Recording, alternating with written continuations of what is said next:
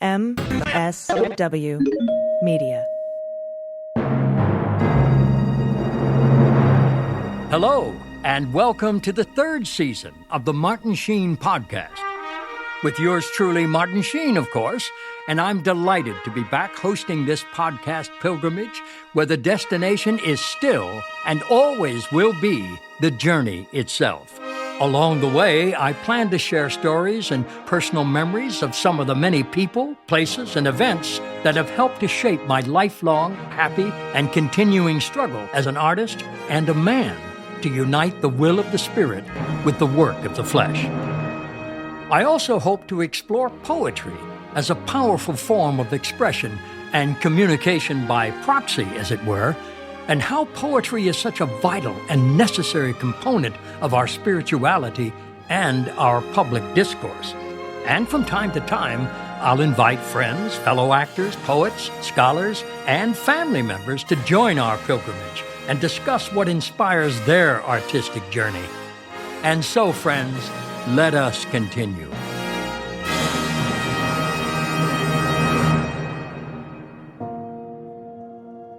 Protest, Trial, and the Santa Claus Defense. In the fall of 1991, I began rehearsal for the premiere production of the National Actors Theater, founded by actor Tony Randall. The play was The Crucible by Arthur Miller. The role was John Proctor, and the venue was a limited run on Broadway at the Belasco Theater.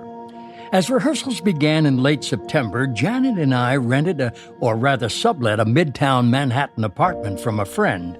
The play would open on December 10th and run through January 5th, which meant that for the first time in more than 20 years, we would be spending the Christmas season in New York City, which was always our favorite time of the year when we lived there.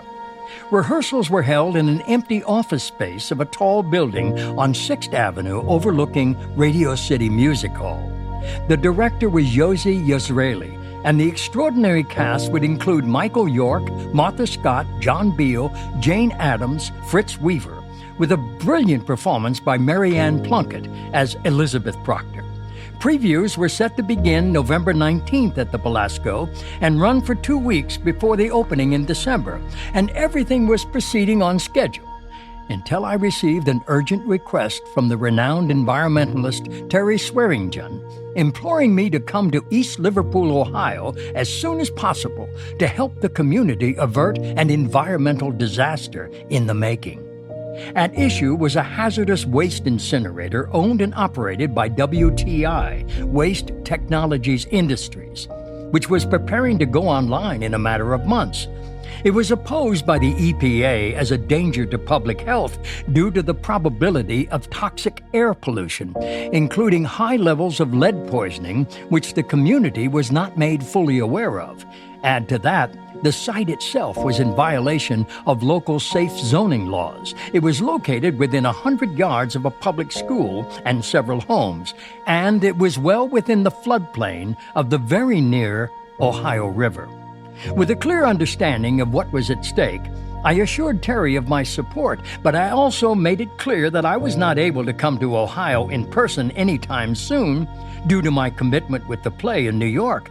In fact, I told her that the following Sunday, October 13th, was my only day off for another week, but she was not easily put off.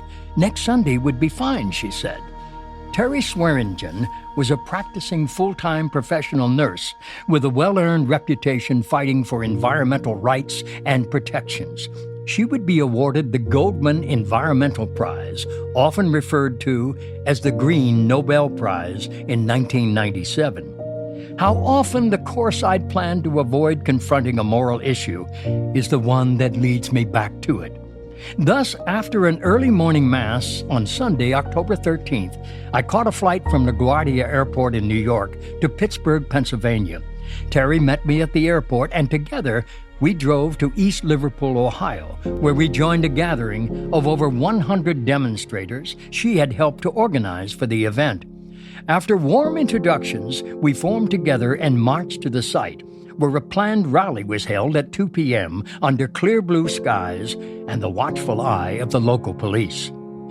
Nearly an hour on, after several inspiring speeches were made and some beautiful hymns were sung, I felt moved to act on my own, but I had little time to do so and still make the last flight back to New York that evening. I was also determined to avoid a conspiracy charge, assuming I would be arrested, so I asked the crowd to continue praying and singing, and with that, I headed toward the fence surrounding the site, climbed over it, jumped down on the other side, and knelt in silent prayer. Needless to say, I was totally unprepared for what happened next, and so were the local police. To our combined astonishment, nearly a third of the crowd surged toward the fence, climbed over it en masse, jumped down on the other side, and joined me in tearful laughter and joyful song. There's no better way to describe that powerful, spontaneous, joy-filled, nonviolent demonstration of civil disobedience for an urgent moral cause and the exultation that followed, because that is the way it actually happened. Almost immediately, of course, the police began to make arrests, beginning with me, but they were not in the least bit aggressive. In fact, they were quite friendly and polite to all the demonstrators, and there were no complaints or injuries. I was taken to the local jail, booked, and put in a large holding cell with several bunk beds. Resigned to my fate and exhausted after a long, emotional day, I climbed into one of the top bunks and fell asleep, only to be jolted awake a short time later by loud cheering and applause from outside the jail. Soon, one by one, each male protester was brought in, booked, and joined me in the holding cell. The women, Terry among them, were taken to another part of the jail and put through the same process, but less than an hour later, every one of us, 36 in all, were released on our own recognizance to await trial. Terry drove me back to the airport in Pittsburgh, and we made it in time for me to catch the last flight to New York.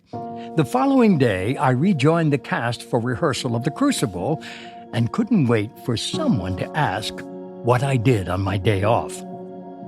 The trial of the so-called incinerator protesters began on February 10, 1992, in an East Liverpool, Ohio courtroom with Municipal Court Judge Melissa Byers-Emmerling presiding. Of the original 36 protesters, 1 pleaded guilty, 4 waived their right to a jury trial, and 2 others had the charges against them reduced. Thus, there were 29 defendants, including myself, on trial. I was represented by my dear friend and public defender from Wilkes-Barre, Pennsylvania, Joe Cosgrove, and attorney Paul Boaz from Pittsburgh, Pennsylvania, represented the other 28. The court had granted both attorneys permission to appear on our behalf in Ohio under a legal provision called pro hoc vice. Day 1 began with jury selection, and it continued to the lunch break recess. Joe and I were heading towards a restaurant when we came across some fans in the street, and I gladly signed several autographs in passing.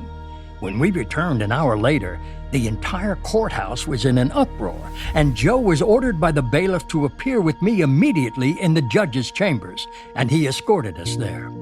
When we arrived, we found the judge pacing to and fro in a rage, and when Joe asked her what was wrong, she stopped and said gravely, "I must consider declaring a mistrial on the grounds of possible jury tampering, because your client was seen at the recess fraternizing with 2 members of the jury pool."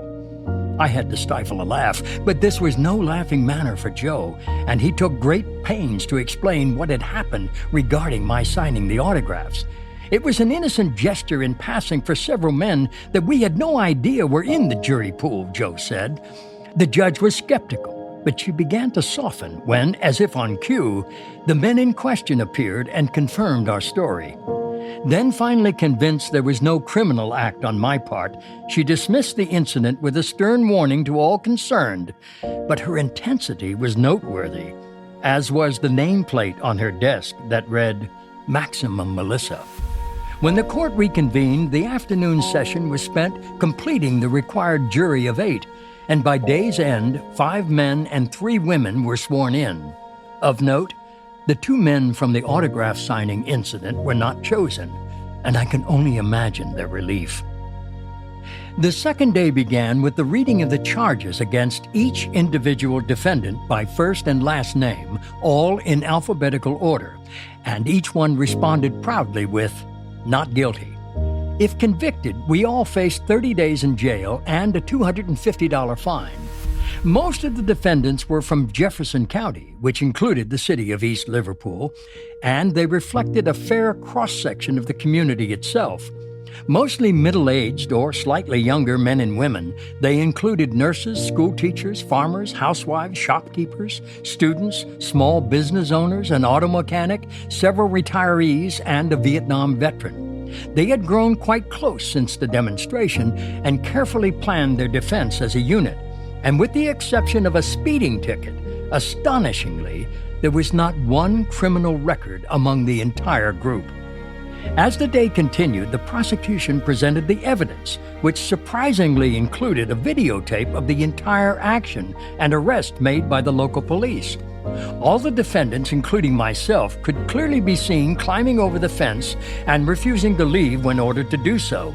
The prosecutor ended his argument, urging the jury to return a guilty as charged verdict. But while the defense allowed the videotape into evidence without objection, it put forth a powerful argument based on a necessary defense. Prime example, one can enter a private home to save an occupant if the house is on fire.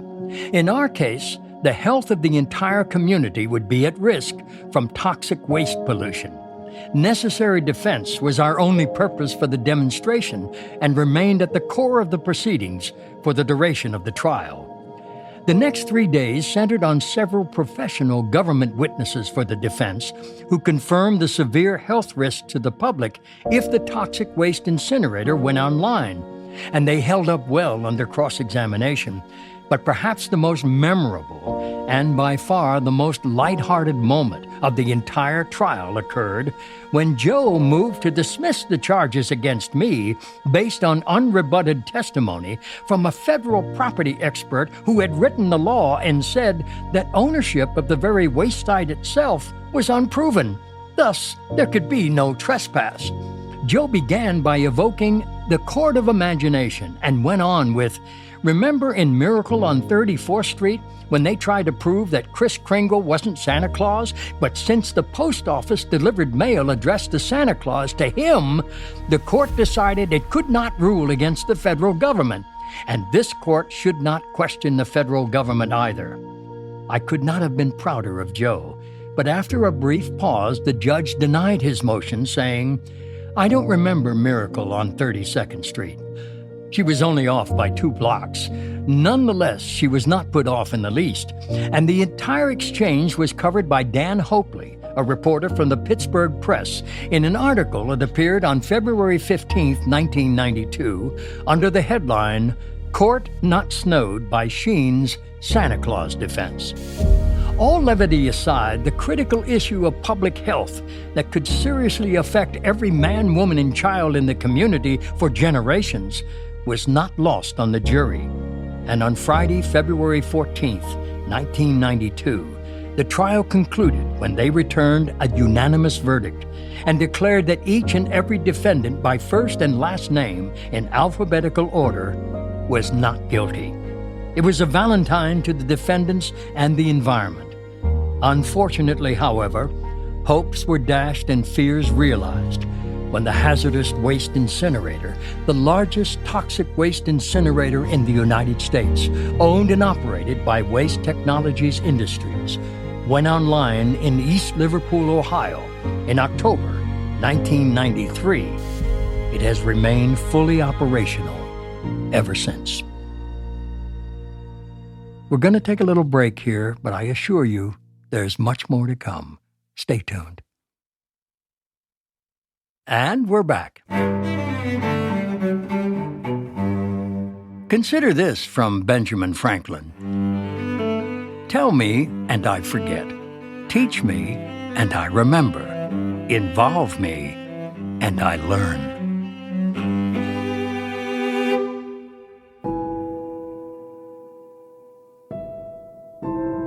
Changed by Henry Wadsworth Longfellow. From the outskirts of the town, where of old the milestone stood, now a stranger looking down, I behold the shadowy crown of the dark and haunted wood. Is it changed? Or am I changed? Ah, the oaks are fresh and green, but the friends with whom I ranged through their thickets are estranged by the years that intervene.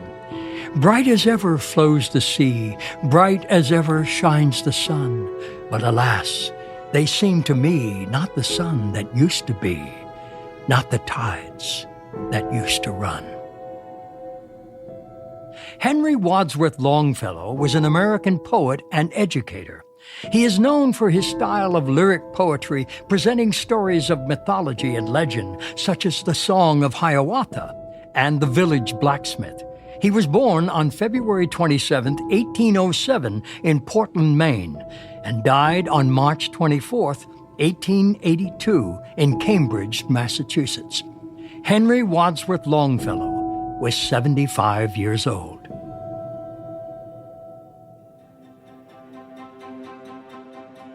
The following is a selection from the book Blessed Among Us by Robert Ellsberg. The book is filled with daily reflections that explore the lives of saints as well as ordinary men and women with extraordinary stories of courage and spiritual awakening. Gospel singer Mahalia Jackson. Mahalia Jackson, known as the Queen of Gospel, was born to a poor family in New Orleans. She found her calling at the Mount Moriah Baptist Church, where she began singing in the choir. After moving to Chicago, she met the famous gospel choir leader and composer, the Reverend Thomas Dorsey, and began to tour. Gradually, her reputation spread throughout the country, and indeed the world. She became the first gospel singer to perform at Carnegie Hall, and despite her fame, she constantly confronted prejudice. In the 1950s, the Reverend Dr. Martin Luther King Jr. invited her to help raise money for the Montgomery bus boycott. From that time on, she was always available whenever Reverend King called.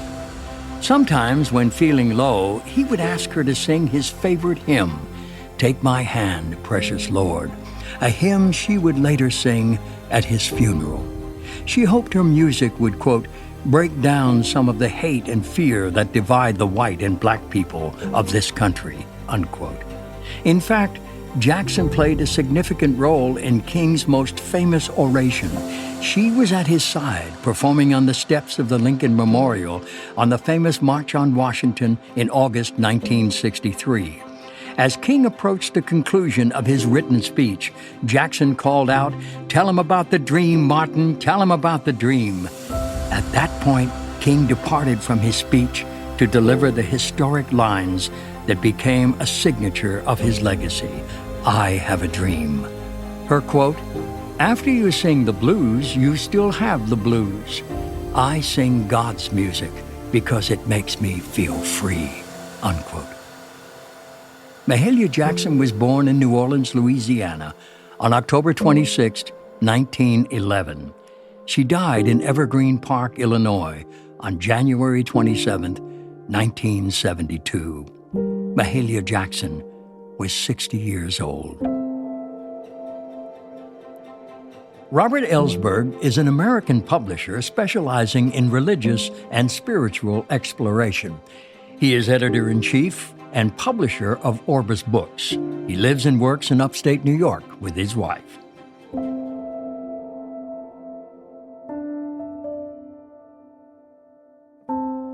The Wind, One Brilliant Day by Antonio Machado, translated by Robert Bly. The wind, one brilliant day, called to my soul with a scent of jasmine. In return for the scent of my jasmine, I'd like all the scent of your roses. I have no roses. All the flowers in my garden are dead. Well then, I'll take the withered petals and the yellow leaves and the waters of the fountain. The wind left, and I wept, and I said to myself, "What have you done with the garden that was entrusted to you?" Antonio Machado was a Spanish poet, born July 26, 1875. He died February 22, 1939. He was 64 years old.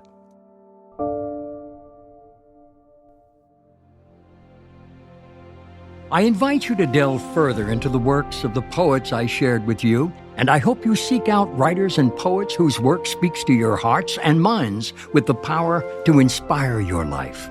If you've enjoyed what you've heard here, please subscribe to my podcast, The Martin Sheen Podcast, with your host, yours truly, Martin Sheen, of course, wherever you find your podcasts. Yeah, I still have to say that. You can find a complete list of the poets and titles of their poems that I've chosen at our website, themartinsheenpodcast.com.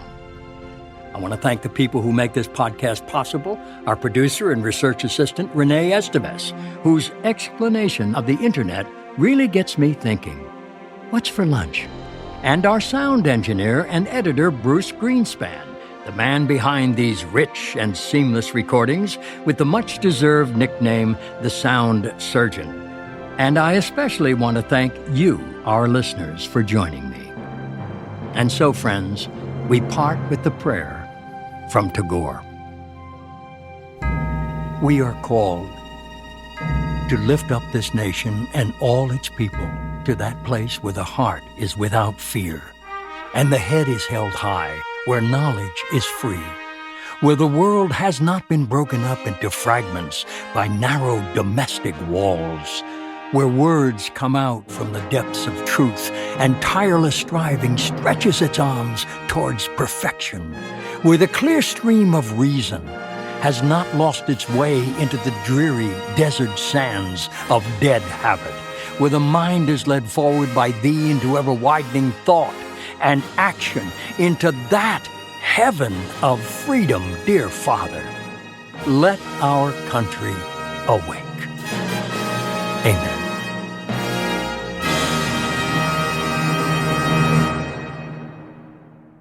The Martin Sheen Podcast, all rights reserved. No part of this podcast may be reproduced, distributed, or transmitted in any form without prior written consent of the author and TE Productions. The story, Protest Trial and the Santa Claus Defense by Ramon Gerard Estevez, a.k.a. Martin Sheen, is included in this podcast by permission of the author. The Wind from Times Alone, selected poems by Antonio Machado, translated by Robert Bly, 1983, published by Wesleyan University Press, used by permission. Blessed Among Us, Mahalia Jackson by Robert Ellsberg, is included here by granted copyright permission, and we thank the author for this opportunity to share his work.